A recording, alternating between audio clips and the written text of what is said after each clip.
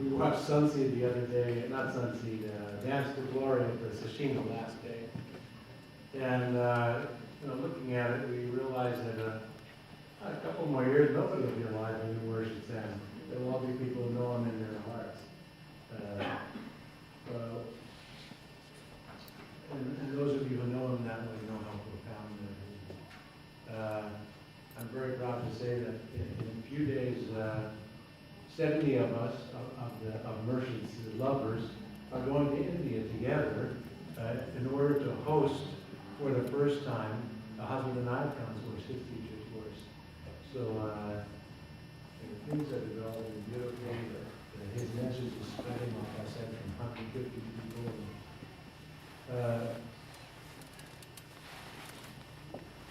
I came to Mercer through the dances. I met the dances in Colorado at a Sufi camp in I don't know what it was, 68, 69, summer of 69.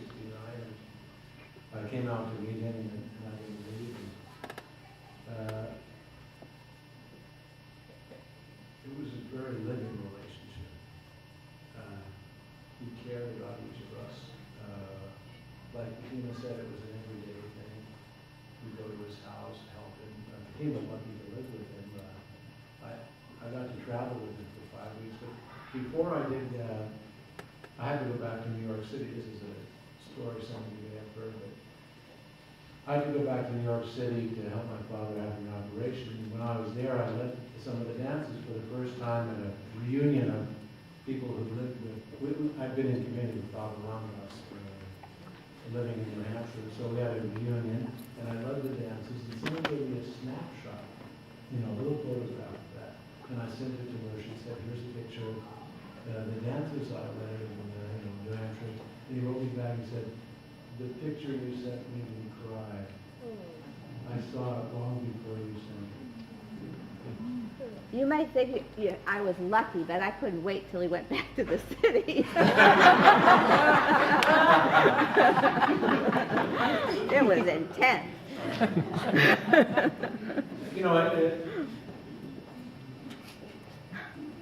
He had so much life force in him. He was the most unself-conscious person I ever met. And at the same time, he was very outspoken. And he said he had been sitting, he'd been studying Zen for 50 years when we had met him, under Nyogen Senzaki, Dharma heir to the first Zen master who came to the West. And he said during one session, he was sitting, I think, in New York with one of the Dharma heirs in New York. I don't remember his name.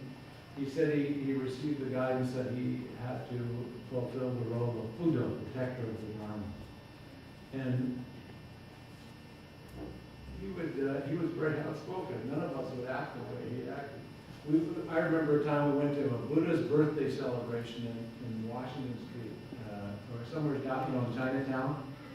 And it was an auditorium. We were sitting, I don't know, on the 20th row. This is the way I remember when it happened. I don't know.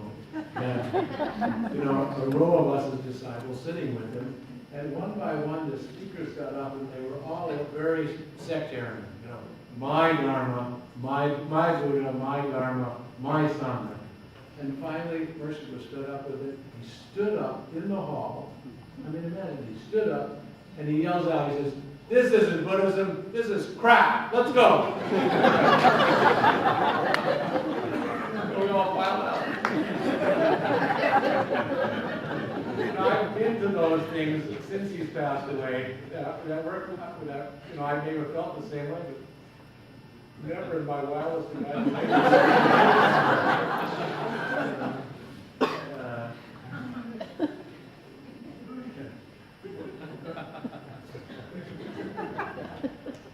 Those kind of things happen often with him. When we were in New York, we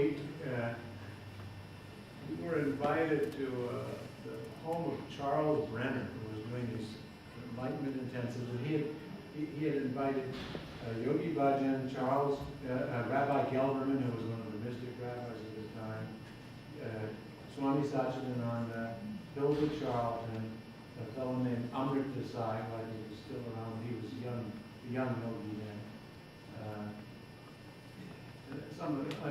And it was just to his estate in Rhinebeck. And we spent we arrived, and then all of and Mershid was the elder, he was the oldest, probably by 20 years. And everybody introduced themselves, I don't mean the attendants, all the teachers introduced themselves to each other and a little about their lineage. And then the next day, we were invited to Charles Brenner's study. And he got up before us and he said, in what Mershid would call a very Neptunian way, kind of, big ideas with not much to characterize as, I invited you here because I want us to do a world enlightenment festival. Doesn't sound so bad, doesn't it? Mershid nearly jumps out of his chair. And he says, we don't represent the world.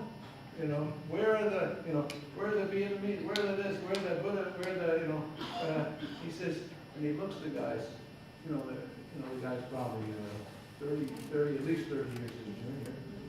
He looks them straight in the eye. He says, is this divine guidance or is this your ego?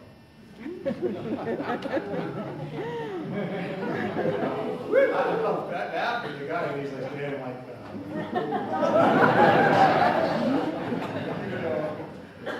And it was very fascinating because Yogi Bhajan was a devotee, a very friend of Mershid Sam, and really admired him and kept saying to the group, we should listen to him, he has a lot of inner guidance. We left before lunch. But on the other hand, there were so many times when he could be like a divine mother or like a kind father. I was living in Tam Valley. I hitchhiked to his house in the city, and he was a gardener and a soil scientist and loved plants, and he was part of seed exchange program, and so much he was a scientist as well. But so. I was young, 21, 22, whatever it was. I planted my first garden out in Tam Valley. And the cabbages were growing, only they had aphids on them. As I told them about it. So the next time I arrived in class, we're in the upstairs of the manor garden.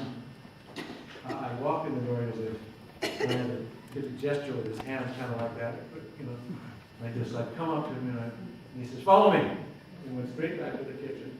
Well, he had cooked asparagus for everybody and he'd broken off all the ends and saved them. He says, I want you to boil these and then spray the liquid from that on your plants and then get rid of the egg.